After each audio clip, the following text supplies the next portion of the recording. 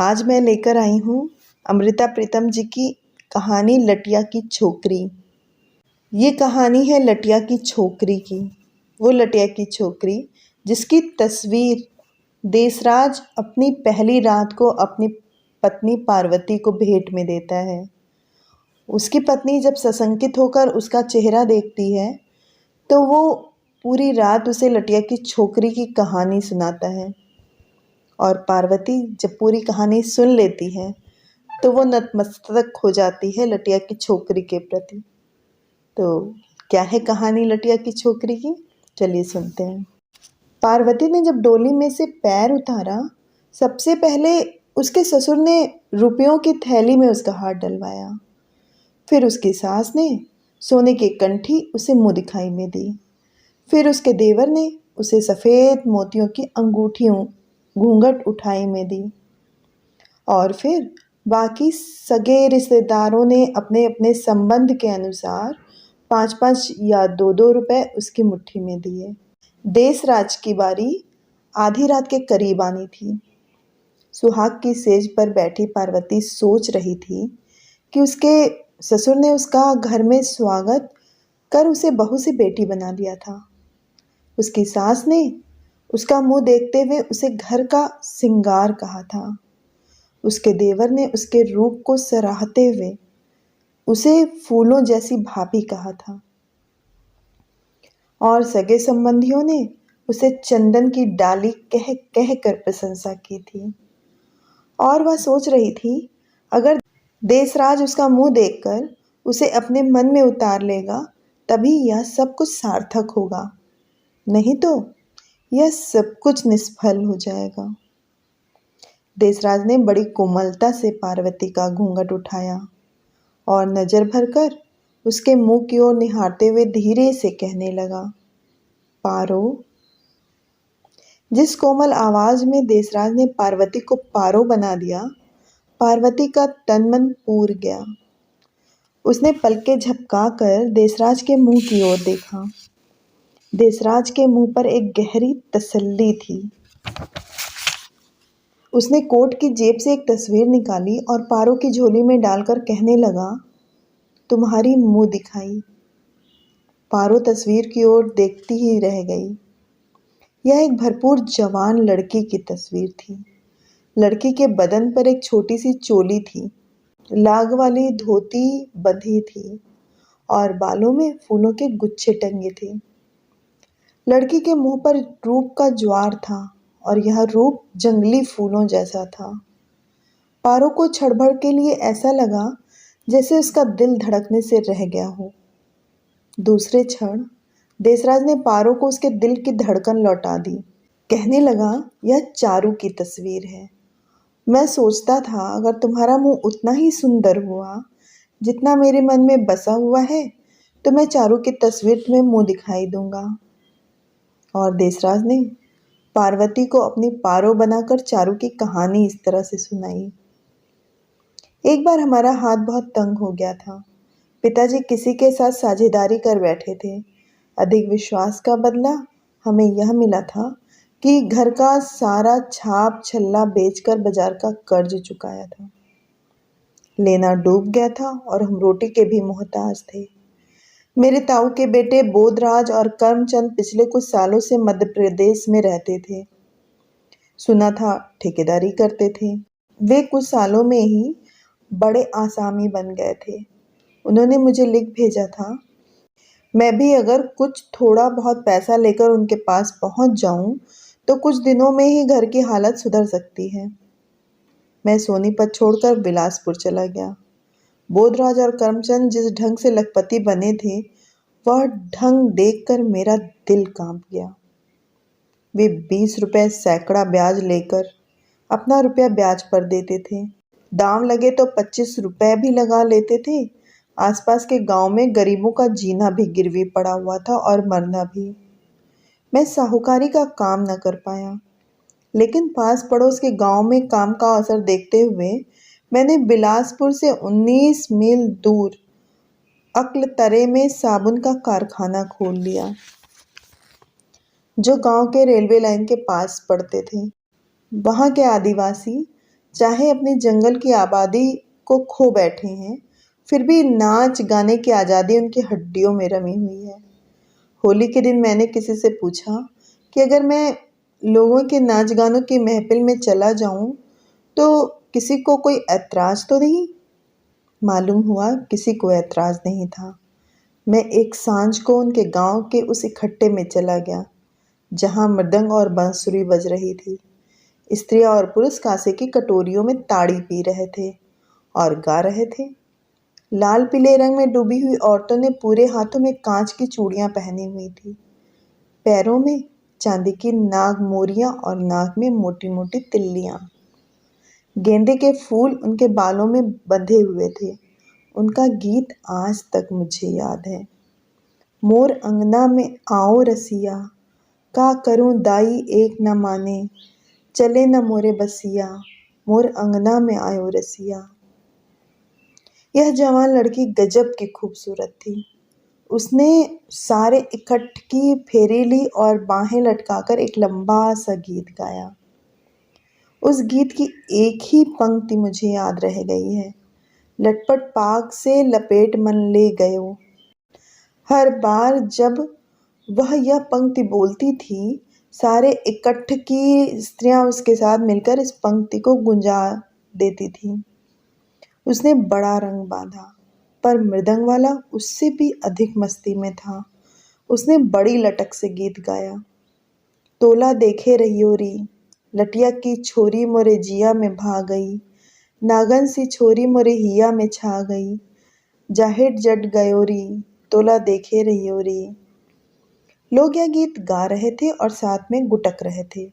मैंने देखा कि मृदंग भी और कई दूसरे भी बार बार जिस ओर देख रहे थे, वहां 15-16 साल की एक वही लड़की खड़ी थी जिसने लड़कों की तरह कमर में अंगोछा बांधा हुआ था और गले में एक चारखानी कुर्ती पहनी हुई थी।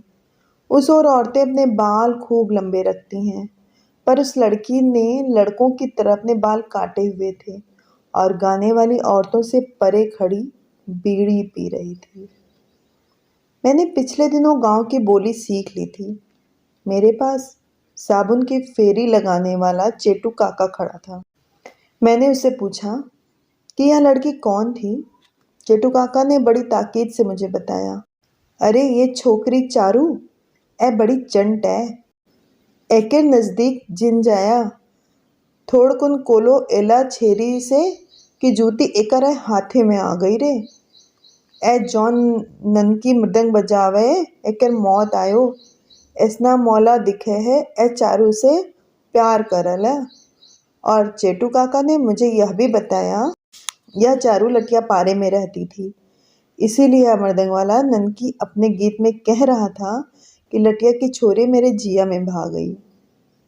मैं जितनी ही देर चारू की ओर देखता रहा, मैं हैरान था कि चारू ने जानबूझकर अपना रूप क्यों बिगाड़ा हुआ था। अगर वह दूसरी लड़कियों की तरह रंगीली धोती बांधती, बाहों में कांच के गजरे पहनती, आंखों में काजल डालती और लंबे बालों का जूड़ा बनाकर उसमें फूल टांगती, तो वह बहुत सुंदर लग सकती थी। पर ग्वाले जैसी वह लड़की उस समय बिल्कुल लड़की नहीं लग रही थी।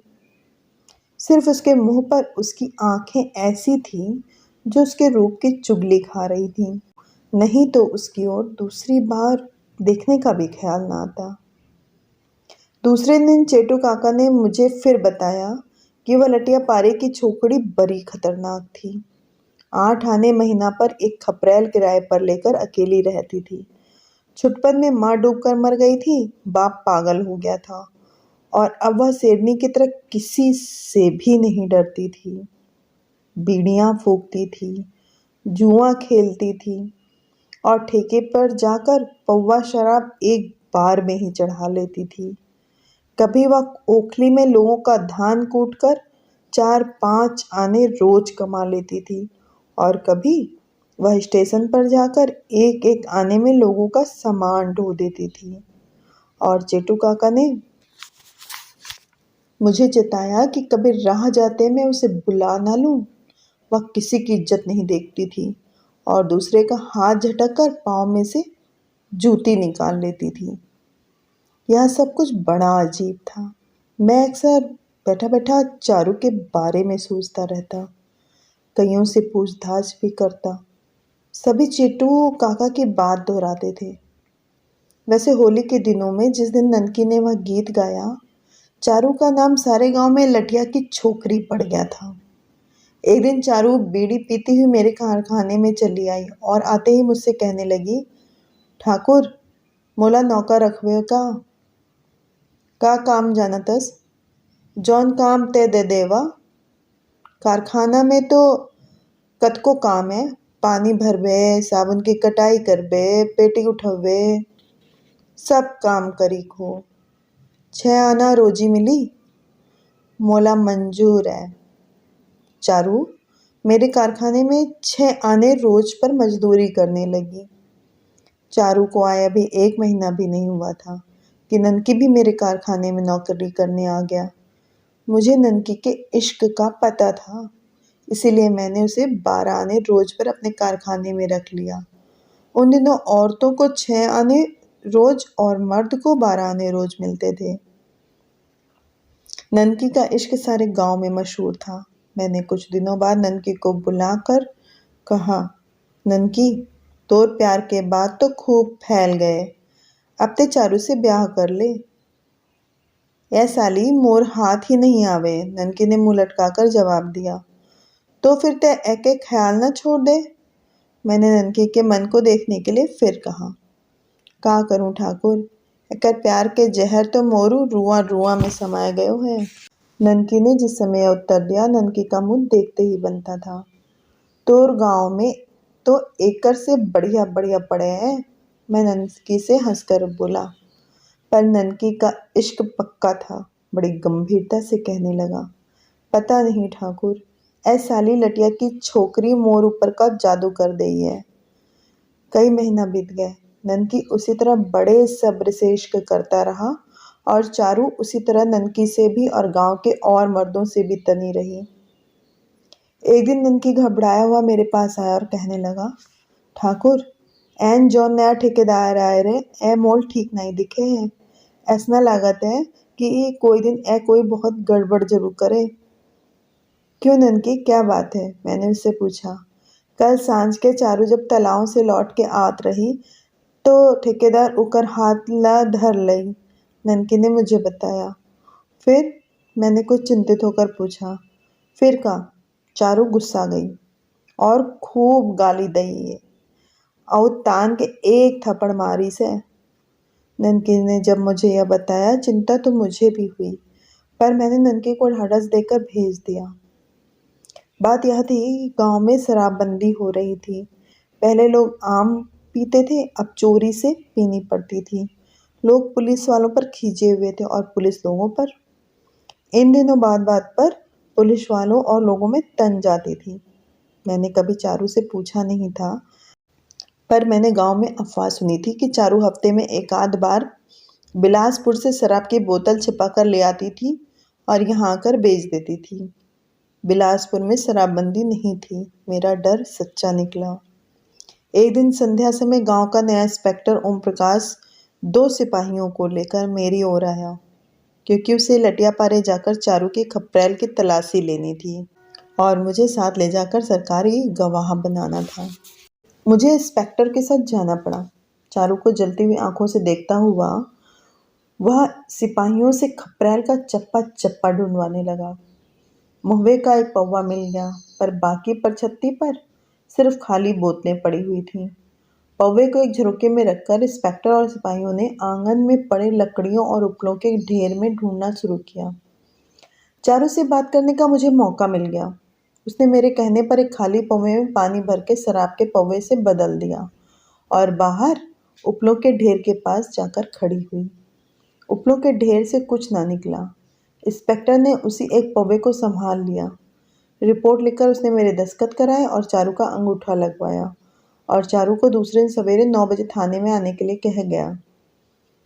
जाते जाते उसने चारू को बड़ी तनी हुई आंखों से देखा और कहने लगा, लटिया की छोकरी, अब तोला मालूम पड़ी कि आटा दाल के भाव होते। पुलिस के चक्कर में अभी नहीं पड़े ना। चारू की हंसी मुझे कभी नहीं भूलेगी। वह ठहाका मारकर हंसी और कहने लगी, जा जा, तोर जैसा कत्तो देख डारेगा। सवेरे थाने में मुझे भी जाना था। जाकर देखा, गांव के कुछ और मुखिया भी इंस्पेक्टर ने गवाहियों के लिए बुला रखे थे। चारू को आने में थोड़ा देर हो गई थी, पर वह जब आई, बड़ी बेपरवाही से मेज की ओर खड़ी होकर बीड़ी पीने लगी। मेज पर इंस्पेक्टर ने अपने कागजों के साथ शराब का पौवा रखा हुआ था। गांव के मुखियों से कागज पर दस्तखत कराते हुए उसने बोतल दिखाई। बोतल को हाथ में लेकर जब एक आदमी ने हिलाया तो शराब की झाग न उठी। दूसरे ने हैरान होकर ढक्कन उतारा और सूंघा तो शराब की बू भी नहीं थी। एक आदमी को एक घुट पिलाया गया तो उसने बताया कि यह तो निरा पानी है। इंस्पेक्टर बहुत हैरान हुआ। ऊंची ऊंची गालियां सिपाहियों को देने लगा कि उन्होंने रात को चारू से रिश्वत लेकर शराब को पानी में बदल दिया था। इंस्पेक्टर ने सैकड़ों गालियां दी थीं, पर अब क्या हो सकता था। बात टल गई और चारू उसी तरह बीड़ी पीती हुई थाने से चली गई। एक दो दिनों के बाद मैंने चारू को अपने पास बुलाया और कहा, देख चारू, ते अकेले रहतस, एके खातिर तोर ऊपर ए सब मुसीबत आत है। मैं जानत हो ठाकुर। चारू ने बड़ी तपाक से जवाब दिया। मैंने उससे कहा, मोर समझ में ननकी बहुत अच्छा छोकरा है, आओ तो से वो प्यार भी करत है। मैं जानत हो, उसने फिर जवाब दिया। ते उसर से वो ब्याह काहे नहीं कर लेता सर? मैंने उसे सीधा सवाल किया। करियो, पर थोड़ा ठहर के वे। चारू ने बड़ी तसल्ली से मुझे बताया। कतब दिन ठहर के? मैंने उससे जब पूछा तो चारू कितनी देर कुछ न कह सकी। फिर धीरे से यह कहकर कि को जाने, वह बीड़ी पीती अपने कमरे में से चली गई। चारू के मन की गहराई कोई नाप न पाया। दिन उसी तरह गुमसुम बीतने लगे।